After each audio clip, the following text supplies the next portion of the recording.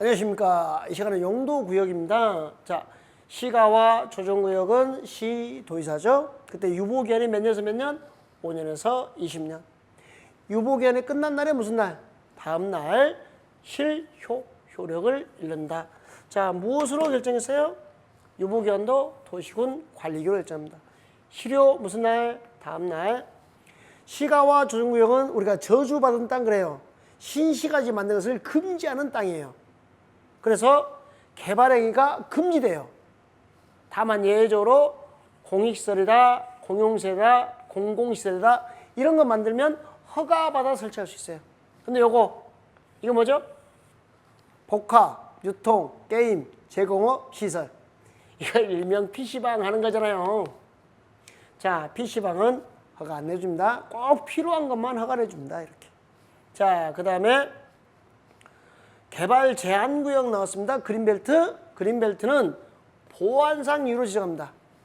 국방과 관련해 보안상 개발을 제한할 필요가 있으면 개발 제한구역을 지정하는데, 자, 누가요? 국토부 장관이 무엇으로요? 도시군 관리계로.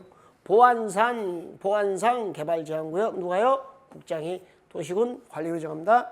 자, 도시마다 공원을 만들어요. 뒷동산에. 도시자연, 공원구역, 도시 거꾸로 읽어요. 시도, 지사, 대도시, 시장. 여러분 국토부 장관은 공원 안 만들어요. 왜 안 만들죠?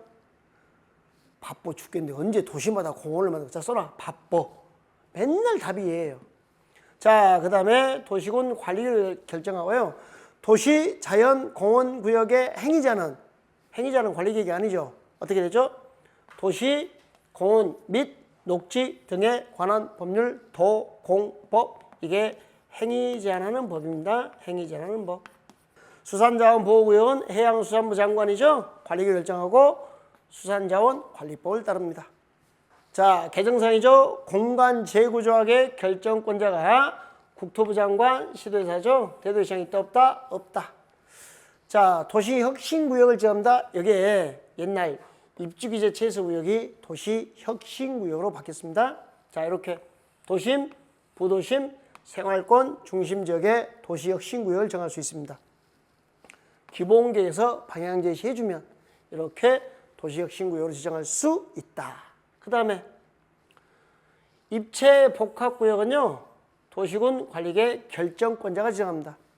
입체복합구역은 도시군 관리계 결정권자가 도시군계획시설의 입체적 복합적 활용을 위해서, 자, 도시군계획시설 준공된 후 몇 년이 경과됐어요? 10년. 해당 시설의 개량 정비가 필요한 경우는, 자, 입체복합구역을 지정할 수 있다. 몇 년 지나면? 10년. 잠깐만요. 이게 뭐예요? 입체복합구역이?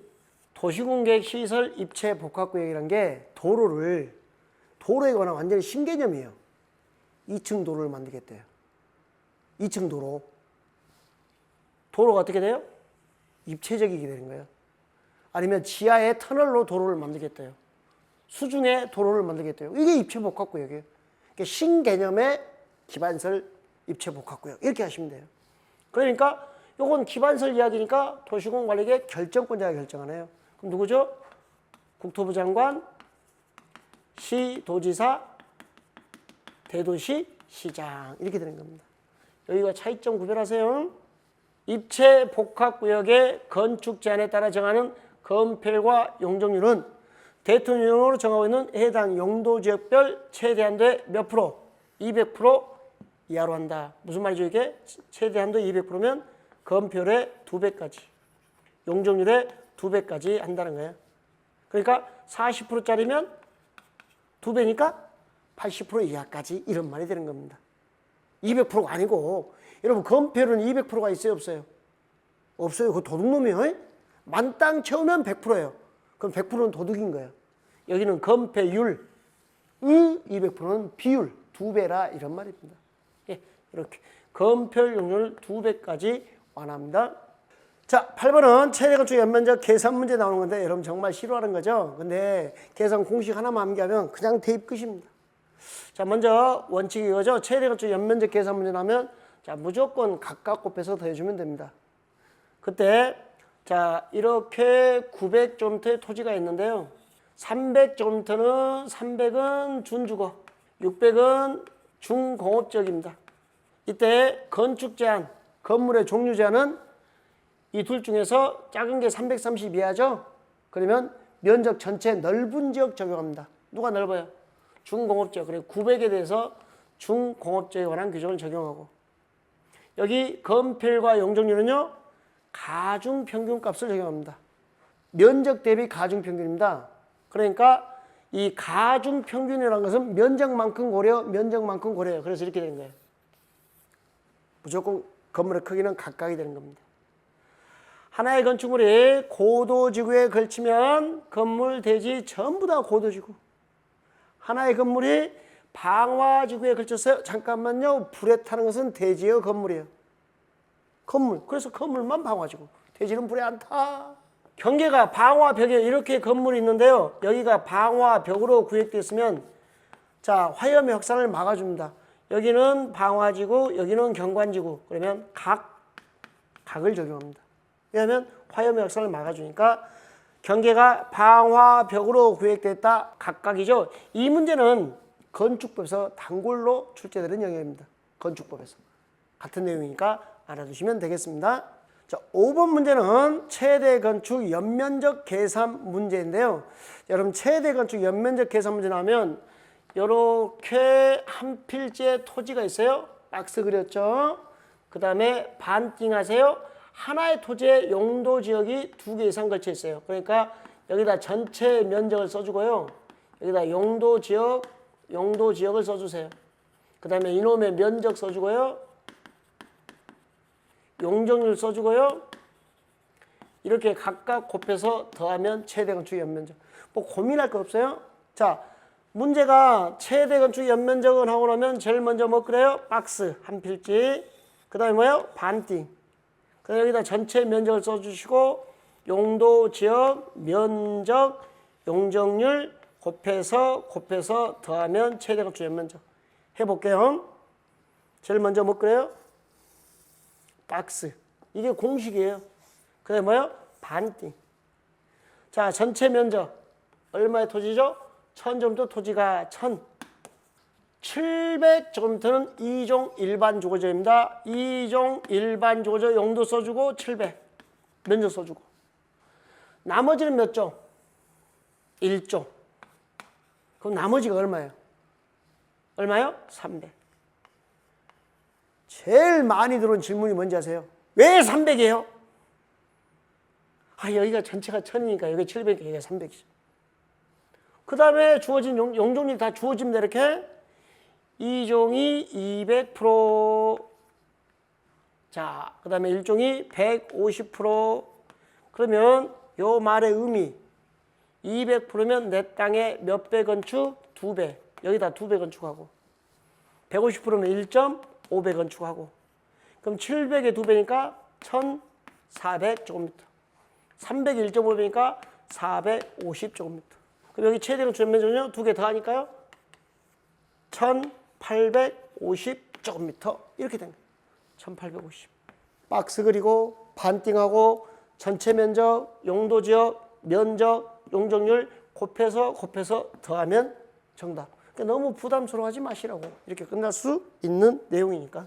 자, 기출유형 9번째 기반설입니다. 이게 뭐 기반설은 한 문제 예상 문제죠. 여기서는 기반설의 종류와 공동구가 예상 문제입니다. 그러면 자, 주차장이나 열공구설비, 방송통일설, 사회복지설, 시장, 장사시설, 종합의료시설, 폐차장, 공원 안의 기반설, 뭐 방송통신대학 이런 거 있잖아요.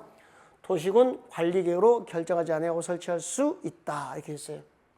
발전소나 변전소는 도시군 관리계획으로 설치합니다. 자, 이게 무슨 말이냐면 기반설은 원칙적으로 기반설의 설치, 정비, 개량은 도시군 관리계획의 내용이에요. 그러니까 도시군 관리계획으로 결정해야 되는 거예요. 근데 이런 것들은 잘 보시면요, 급해요. 대한민국 제일 급한 거 주차장. 공익적인 것들, 뭐 여기에 열거 안 했습니다만은 공익적인 것들, 자, 방제시설, 방풍설비, 사방설비, 재해를 예방하는 설비들 이런 것도. 그 다음에 자, 시장, 공설시장, 여기 공원 안에 기반설, 사회복지시설 다 공익적인 거죠. 그 다음에 급해서 죽을 것 같아요. 죽을 것 같아. 봐봐. 겨울에 열 공급이 안 돼 봐. 얼어 죽어. 에? TV 안 돼 봐. 심심해 죽어. 에? 핸드폰 안 돼 봐. 답답해 죽어. 에?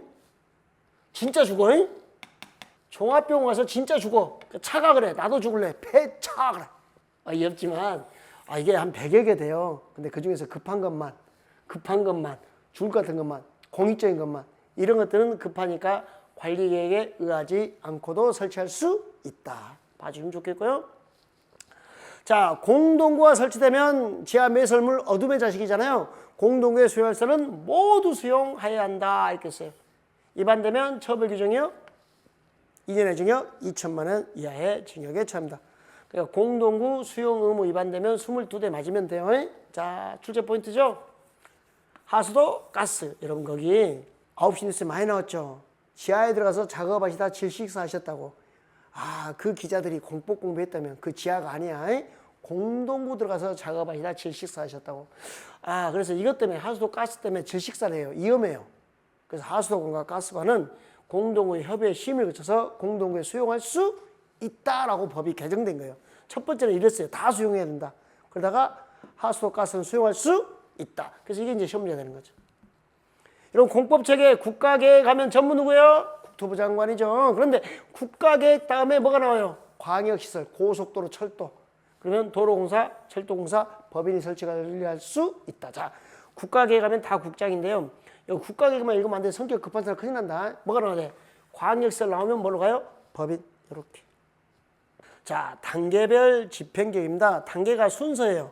집행이 공사고 공사 순서를 정하는 건데 3년 내 진행하면 1단계, 3년 이후 진행하면 2단계 집행계획 1, 2, 3 하는 이야기인데요. 이때 3개월 이내 단계별 집행계획 수립하여야 한다 됐어요. 근데 도시군관리계획 의제될 때는요.